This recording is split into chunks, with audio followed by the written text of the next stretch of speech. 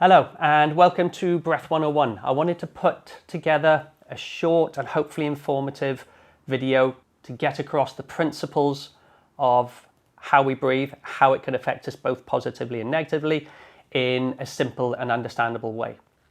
I've spent the last 4 or 5 years studying breathwork and its benefits and its pitfalls. There's an awful lot of science to it and there's still a lot I have to learn.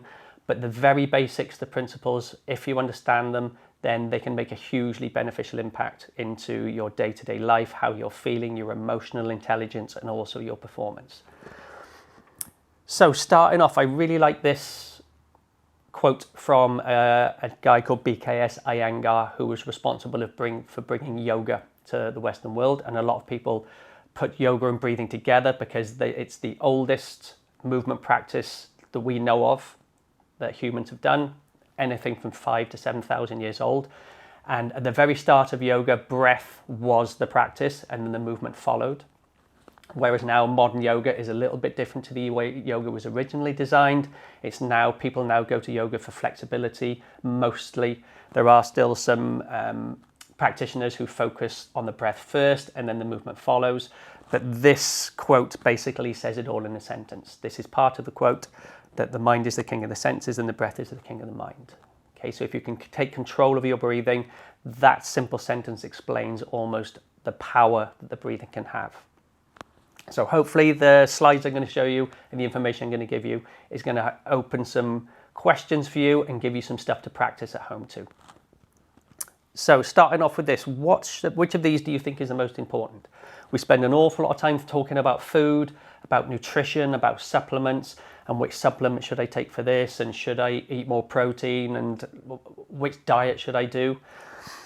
Water is pretty obvious. We know that if we don't drink enough water, we start feeling like we get headaches, we feel lethargic, we just don't feel right. But how often do we actually, up until quite recently, do we actually talk about the air, the oxygen that we're breathing? So when it comes to food, we can survive for roughly around 3 weeks. Again, this is general. Someone might last a bit longer, someone else not quite so long, depending on their general health. So when it comes to water, we're talking about 3 days with no water at all. We can survive, again, some of us a little bit longer, some of us not so long. But when it comes to air, oxygen, breathing, how long can we last? So it's roughly about 3 minutes. So if we stop breathing, it's roughly around 3 minutes before we're risking death or be hugely negatively affected from the lack of oxygen. So just think of which of those three we talk about the most, which we talk about the least. So really, this should be flipped around. We should be talking about air, oxygen, breathing first, and everything else should follow that. So why do we need to pay attention to how we breathe? It's an autonomic action. You shouldn't have to think about your breathing every second of every day, because that would be absolutely exhausting. I know I couldn't do that. But you do want to pay attention occasionally, how you're breathing, how you're feeling, being able to check in with yourself at any given time just to notice, and then over time that autonomic response to whatever's happening to you should be a better, more efficient response. Think of breathing as the three principles I like to use for breathing. This is taken from Brian McKenzie's Art of Breath course that I did. They used brain, mechanics, and physiology. I like using all the same letters, so I've just flipped that to our mind, our movement, and our metabolism. So the way we breathe will affect all three of those, both negatively or positively. And our body is always looking for balance, for homeostasis. So if we can use our breathing to balance out the gases so that our body can utilize the energy better, then the way we think and the way we behave and the way we act will more than likely improve. Our movement quality will improve, because every single tissue and every single organ in our body requires oxygen for energy. If we can make our body more aerobically oxygen efficient, then the tissues, the organs are all just going to work a hell of a lot better, rather than getting stiff and tight and just not working as well. And that crosses over to our metabolism, our physiology, how our body works. If we can make our entire body more efficient at using oxygen, then our organs are also going to work so much better. And when they work better, we generally feel better. So think about our breathing as a remote control. as if you're pointing a remote control at your TV, and you can control which station you look at. You can turn the volume up, you can turn the volume down. Think of the breathing as the same for our nervous system. Our autonomic nervous system has two main parts. It does have a third called the enteric, but we're not going to talk about that today. This is mainly about the two other parts of our nervous system, our autonomic nervous system, our sympathetic and our parasympathetic. So think of our autonomic nervous system, these two parts, as a volume dial. Okay, we're never really stuck on one side or stuck on the other side. We drift from one to the other constantly throughout the day. So our sympathetic nervous system, our fight or flight response, which is our response or reaction to danger or stress, that's the one that kind of gets our heart rate racing and gets our blood pumping and our breathing a bit more labored. And then the opposite of that, our parasympathetic, our rest and digest and recovery stage.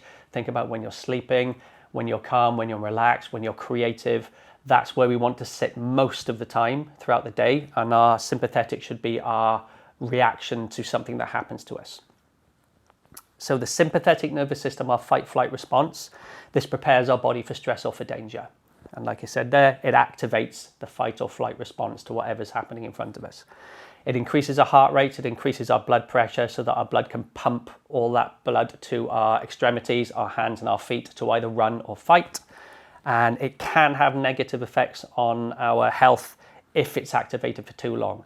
And think about our modern living is everything now is 100 miles an hour. We're switched on 24 hours a day.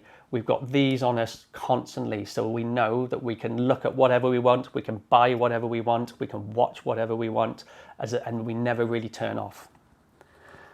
So the parasympathetic or rest and digest is going to be the opposite of that. So this is responsible for our rest and digest and recovery state.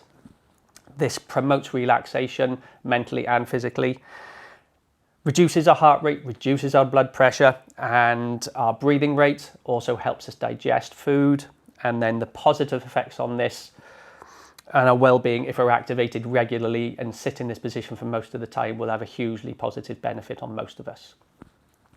If you're performing an activity, what's known as the flow state, which is your balance between the two. If you've ever been in a situation where you're performing an activity and 2 hours have gone without you even looking at the clock and you can't believe that the time's gone so quickly, that's the flow state. It's quite difficult to get into and it's quite difficult to stay in. You usually drift in and out of it. But if you have an activity that you love to do and you find yourself doing that, then that is when you're sitting in your flow state.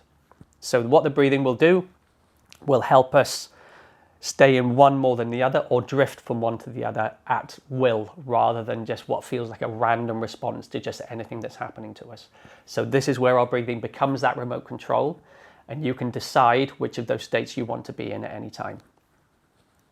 So how do we do that? Generally, breathing through our mouth is more biased towards the sympathetic. So just start paying a bit of attention to how you're breathing. If you notice you breathe through your mouth most of the time, then you're more than likely going to be in a more sympathetic tone and you're probably going to be a bit more reactive to things that happen to you. If you breathe through your nose, that generally biases our parasympathetic. So that is the one that gives us that calm, rest and digest and relaxed state. So here's a good example of how that system actually works. Think, everyone's seen this on TV. The cheetah is chasing the antelope. The cheetah's hungry. The antelope does not want to get eaten. Not today anyway, not if it can help it. So do you think there is a physiological difference between those two animals? As in their heart rate, their blood pressure, what we just talked about? The answer to that is no. Stress physiology doesn't differentiate between species. The stress response is the stress response, regardless of the species. That's got dilated pupils to focus, elevated heart rate to pump the blood to the legs so that it can run as fast as it can to try and catch the antelope. The antelope, it wants the opposite, but the stress response is exactly the same. Its pupils are dilating because it's trying to focus on a point to get away from. Its blood is pumping to get the blood to its extremities so it can get away from the cheetah. So there is no physiological difference. The only difference is the cheetah wants to be there to eat, and the antelope doesn't, because it doesn't want to get eaten. So there is no physiological difference. The only difference really is emotional difference. Now, think of us, think of humans if we were in that situation. What would you do if you were the antelope? Would you do what the antelope does? And if it doesn't get eaten or doesn't get caught and eaten, it wanders back to its herd, and within minutes, it's back to eating the grass as if nothing had ever happened. The cheetah will walk back, find some shade, chill out, relax until the next antelope comes within distance, and off it goes again. And this repeats over and over again. What would we do in that situation? If we had just been chased by a cheetah and not caught, would we just go back to our everyday life and not think anything about it? Or would we pick up this, go straight onto social media, tell the world that we were nearly killed and eaten by a cheetah, oh my God, and run it through our brains over and over and over again? We basically relive the same thing over and over again. So where do we start with the breathing? How can we start controlling our breathing? First thing you can do is start paying attention. When you're sitting down at home, watching TV, just pay attention to how you're breathing. Is it through the nose? Is it through the mouth? Is it shallow? Is it deep? Roughly how many breaths a minute are you doing? Don't focus too much on it. All you're doing at the minute, you're not counting anything or taking scores. You're just paying attention. Doing things like hand on the chest, hand on the stomach. Which hand moves first? Or do both hands move, or does only one hand move? Putting your hands outside your rib cage. Do they move that way? What happens when you're breathing in your day-to-day breath? The next thing you can start doing is just breathe more through the nose and less through the mouth. Very simple. Like we said, nose breathing biases that sympathetic state, that rest or digest state, and mouth breathing biases the sympathetic state. So straight away, by just changing how you breathe, because the nose is designed to breathe through, the mouth is purely a backup system. We can breathe through the mouth, and we should in certain instances breathe through the mouth, but most of the time this is designed exactly for breathing. The mouth really is designed for talking and eating. The fact that we can breathe in air quickly and breathe out air quickly is a backup. So we want to talk briefly about carbon dioxide. We always talk about oxygen, we need more oxygen to breathe, but what about carbon dioxide? How important is it? There's an assessment you can do twice a day, which is going to help massively with your breathing and understanding the benefit of carbon dioxide. The main reason the carbon dioxide is so important, because without carbon dioxide in our system, our body cannot utilize the oxygen that we breathe in. There's something called the Bohr effect, which I won't go into too much detail here. We're going to talk about a little bit later. But without that carbon dioxide in your system, your body cannot utilize the oxygen. So why should we improve our carbon dioxide tolerance? This is what I briefly mentioned just now. Think about oxygen and carbon dioxide as a yin and yang. Without one, the other one can't work. With carbon dioxide in our system, it improves the efficiency of our breathing. It increases the oxygen delivery to our cells and our tissues, because like I briefly mentioned, the carbon dioxide actually forces the oxygen molecules out of our blood and into our tissues. If that carbon dioxide isn't there, that doesn't happen, or doesn't happen anywhere near as efficiently. And this is what I refer to as the Bohr effect. So we have this dissociative relationship between the two that work together to be able to make you more efficient at using the oxygen.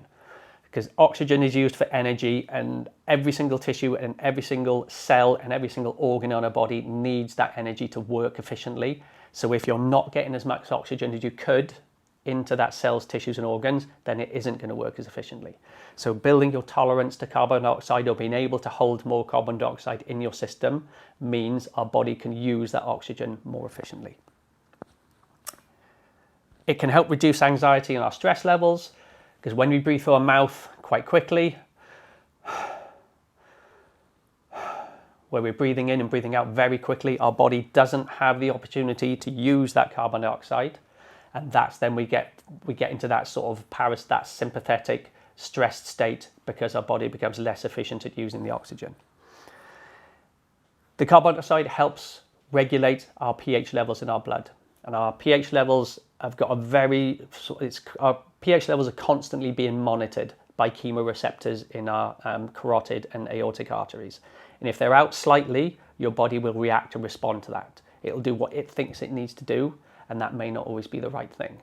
So being able to hold enough carbon dioxide in our system to maintain that balance means that our pH doesn't go too high or too low and become too acidic or too alkaline, which is then when our body reacts and responds. It can also help improve our athletic performance, particularly with endurance, because the more efficient our body comes at using oxygen as energy, the further we can move, the further we can travel without getting out of breath too soon. So the test or the assessment that we're going to do here is called the CO2 tolerance assessment, which is basically a max exhale test. This is something you can start doing straight away. This is done with 4 breaths, all through the nose. The first 3 are just going to be regular, relaxed, in through the nose, out through the nose. And then on the 4th one, you inhale as long and as deep as you can.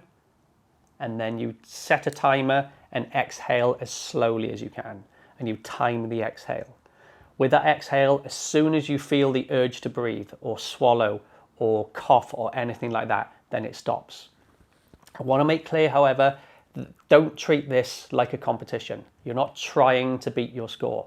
You just go with it, and whatever you get on the day, on that time on the day, that's the time you get. The times will change and will fluctuate because it will go by how stressed you are. So an example of how this would work, you get a timer on your phone. So you will breathe in 3 times.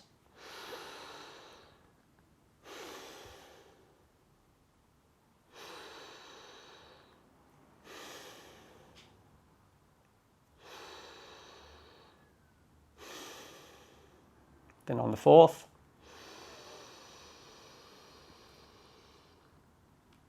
set the timer and exhale like that for as long as possible. Don't watch the timer, just hover your finger over the button and then stop, and that will give you a number. What I want you to do is do that for 30 days. Once in the morning, once in the evening. Ideally at the same time. So just after you wake up is great, before you get out of bed, and then just before you go to sleep or go to bed is another time. Keep a note of the scores, and then keep an eye, and you'll start to see a pattern emerge. Basically, the lower the score, the more we can do to help. I like to use this next example of all the workshops and seminars that I do. This is 1 month of my mother doing the CO2 tolerance assessment twice a day. This is February 2021. It's on my Instagram page where I posted it as we did it. She was her blood pressure was getting a little bit high. She was advised by the doctor to get a blood pressure monitor and do some daily readings over a month, and then go back to see the GP just again to see if we've got a pattern and see whether her blood pressure changes over that month.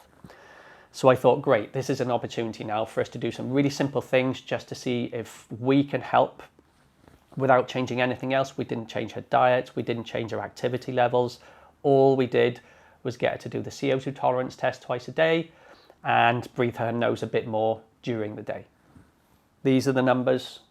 So on the 1st of February, she was 155/89, and her CO2 tolerance assessment score was 13 seconds.